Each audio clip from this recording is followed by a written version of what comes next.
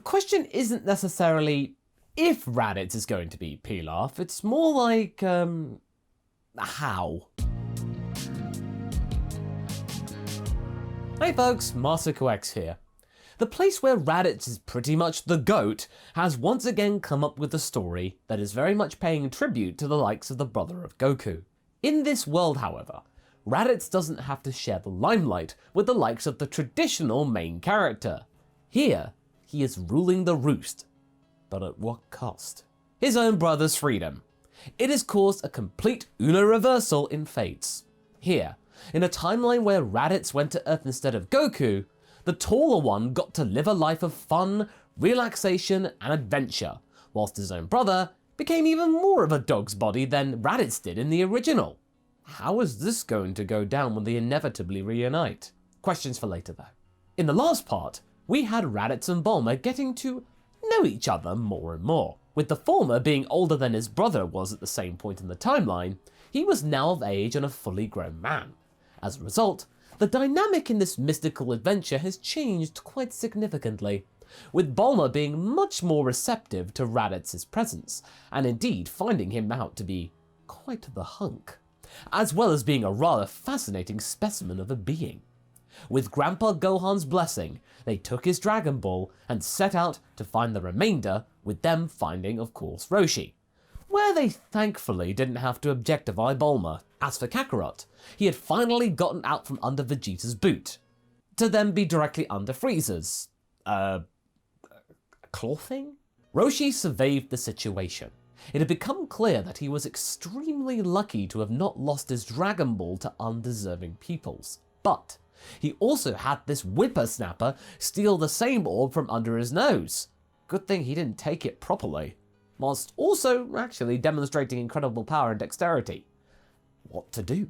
In any case, he knew that Raditz and this young lady weren't bad people. After all, Gohan wouldn't have put up with that kind of behaviour. So, he proposed a deal. Tell you what, kiddos, if you can find out exactly who did this, I'll let you have that Dragon Ball for keeps. And who knows, if you impress me, I might offer you something more in return. He looked to Raditz while saying this, and nodded at the Dragon Ball. Both the young'uns looked slightly disappointed at having to give up the Dragon Ball right now, but think of it as delayed gratification. They understood that if they did the job, they would get it. In the end, they agreed to the deal and set out to look for the other balls. Before they left though, Roshi offered the use of his trusty flying Nimbus or Quinton to help look for the ne'er-do-wells stealthily. Raditz wasn't too sure about this, but tried it out. He got on successfully. He promised to call upon it if he ever needed it. But Raditz's mind was more set on the enemy. Now, if you're wondering whether a Saiyan can actually get on the flying Nimbus, think about it. For a lot of this time, Raditz is pretty much pure of heart now, and he doesn't really have any bad thoughts. He's pretty much expunged that from his mind. So, yeah, if he'd have just arrived on Earth, he probably wouldn't have been able to use Nimbus, but now, I think he could just about get away with it. But clearly, the baddies who ransacked Kame House knew of the orb's existence, and what better way to kill two birds with one stone than to do this. Meanwhile, out in space, Kakarot was getting used to the new dynamic of he, Vegeta and Nappa going out on missions together. Vegeta had been told by Freeza not to harm the young boy, but that to the prince was only a technicality. It only meant that he couldn't hurt him. He wouldn't necessarily help the lad out if he got himself into trouble. He's got to learn the way things work out here. Whilst he too wasn't exactly a veteran of space warfare and travel, but hypocrisy and Vegeta at that time, they're pretty much like that. Nappa did the best he could to help Kakarot toughen up, probably saving his life in the process with the nursing back to health and basic training, whilst the prince just gallivanted about and indulged in the delights of being a Freeza Force elite member. That got you places, and the prince was keen to spam that perk as much as he dared. One night, when Vegeta was out on the town in between missions, Nappa asked Kakarot something he had meant to ask much earlier. Did you lose anybody when Planet Vegeta, He motioned the planet exploding. Kakarot nodded. His speech vastly improved thanks to being immersed in worlds where the common tongue was rife, and Nappa's education. Yeah, my parents Brother and... Nappa's eyes widened. Things clicked into place. Wait a second. Was your brother's name Raditz? Kakarot's eyes lit up. Yeah! Did you know him? Sorta. He was meant to join Vegeta and I on a mission, but then he, Got sick! Yeah, that was it. Did he die too? Nope, he survived. He's out there somewhere. Kakarot looked up to the stars while saying this. One day, I hope to find him. Then we'll be together again. I'm glad one of us is free, though. Nappa smiled. Yeah, who knows? We could do with some more Saiyans kicking around. Kakarot leant back and thought now was the best time to get some rest, whilst Vegeta was distracted. Nappa, though, pondered on this. He felt a little sad, actually. He felt that no matter what he did, now knowing the kid's brother was, or probably was, out there, meant that he could never replace him as a brotherly figure. He'd always just be an outsider, a caretaker. He hoped Kakarot wouldn't leave him. He was like the son he never had. The only crumb of comfort for Nappa right now was that Kakarot had hope burning strong within him. That was something to hold on to tightly. On Earth, Bulma and Raditz had been travelling for a few days. In that time, they had been to Aru village and had successfully thwarted Oolong's nefarious plan in a much quicker fashion thanks to, obviously, Raditz's incredible power.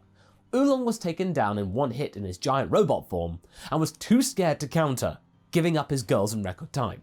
No need for Raditz to dress up or anything like that, unfortunately. With the pig in tow, Raditz constantly threatening to turn him into bacon, and a Dragon Ball to boot, they were now in the midst of Diablo Desert. The heat had gotten to Raditz badly. He had never been in temperatures this arduous, and he was pretty hungry right now. They had to resort to Bulma's array of capsules for transportation.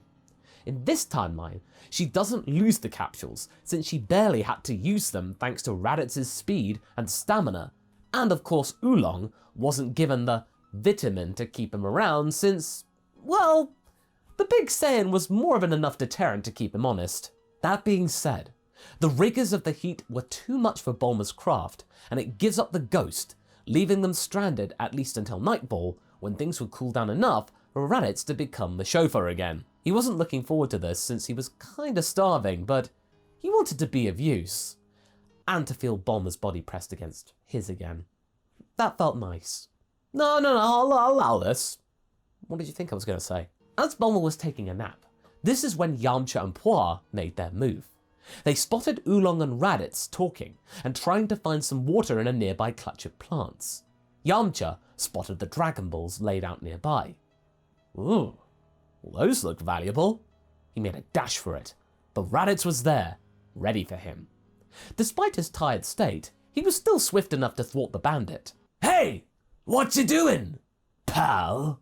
Yamcha gulped and felt small whilst underneath Raditz's 6-foot-plus frame. Oolong, though, was quivering. He recognized the guy. Raditz, you better be careful. That guy's bad news. Bad news, eh? I'll be the judge of that. He doesn't look all that threatening. What he does look like is a chancer trying to steal our stuff with our backs turned. Nice try. Yamcha looks to the Dragon Balls, and then back to Raditz. He was in a bind, but he felt he could still get his prize. He just had to be a bit more cunning. So, you guys heard of me? Well, if you have, you should know that I'm not some kind of pushover. His hackles raised, and he got into his signature stance and began to attack. With Raditz hungry at the moment and tired from the heat, it wasn't as much of a cakewalk as it would have been, but Raditz still came out on top. But he did note the talent of this one. Not bad!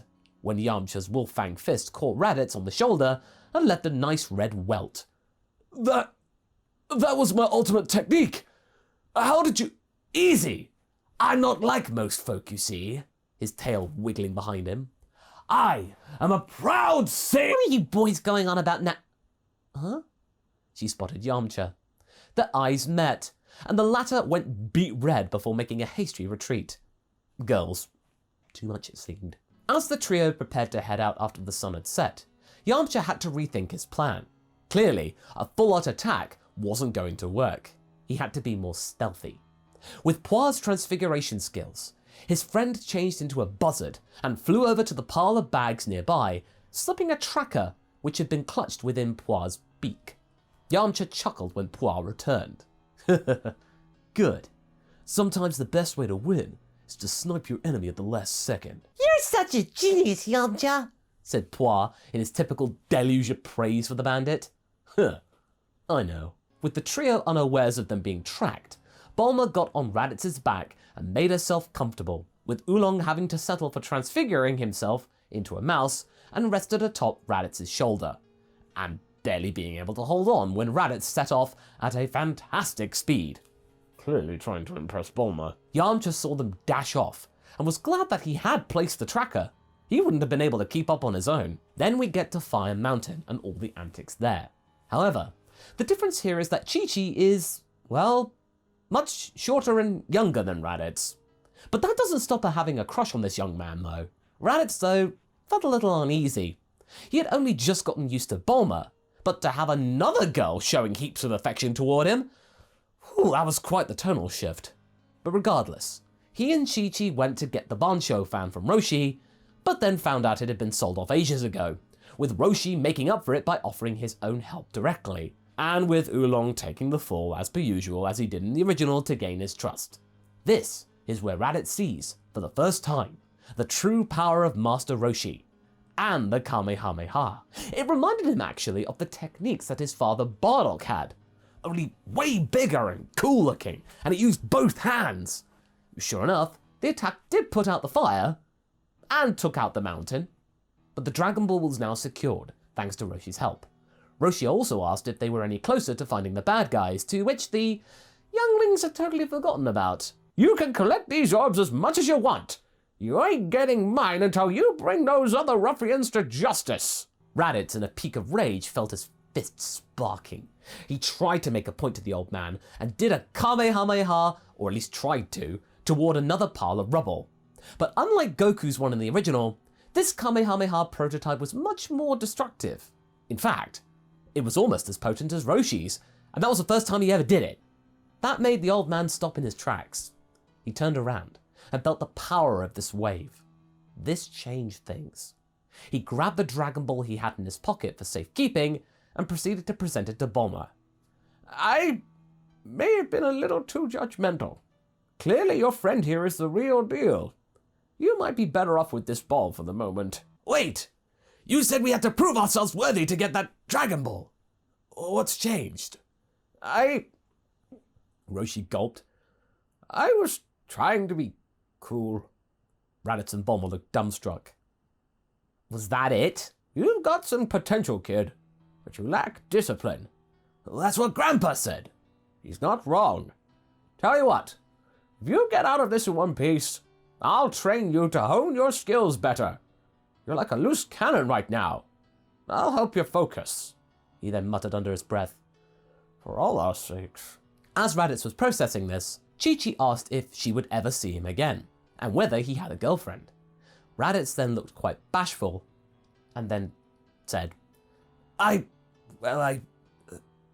yes.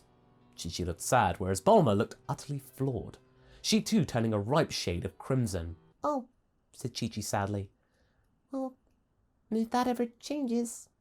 She then ran off before finishing her sentence. She wasn't upset though. She was determined to win over Raditz's affection, to whoever that girl was.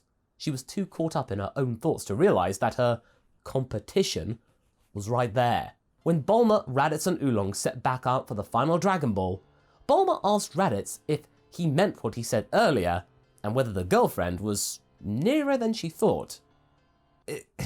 Yeah, this adventure has been rather thrilling, and I like you, Bulma. It's been very strange getting used to life outside of Mount Pazu, but I'm glad I've seen it, and I'm glad you came into my life.